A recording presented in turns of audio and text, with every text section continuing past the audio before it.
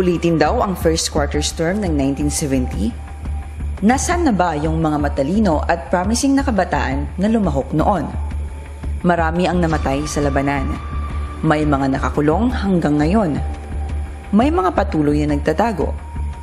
Marami ang may karamdaman na, ang iba fully supported ng CPP at ang iba naman na huyo na ng CPP. May mga ibang maaga rin namang nagbago. Bagamat may halong pagsisisi, enjoy naman ngayon ang katas ng pagsisikap kasama ang mga anak at apo. Mayroon ding patuloy na nakikilahok sa pagsasaayos ng lipunan sa hayag at legal na pamamaraan. May natitira pa ring puspusan ang pagiging agitator, nang iispat kung kaninong anak ng ibang magulang kaya ang pwedeng ma-recruit. Target niya, anak ng single parents.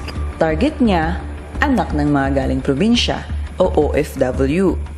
Unsupervised daw kasi madaling lapitan. Siyempre, dapat mga promising gaya ng mga student government leaders, school paper writers, at marami pang iba. Mr. and Mrs. Agitator or Recruiter, tantanan nyo na ang mga kabataan. Hayaan nyo na silang makapag-aral, makapagtapos, at makapag-ambag sa ikauunlad ng ating bansa. Sa mga mag-aaral naman, during the agitation or budol-budol stage, picture yourselves 5, 10, 20 years from now. Magpapabudol ka ba o hindi? Never again to CPP, NPA, NDF campus recruitment.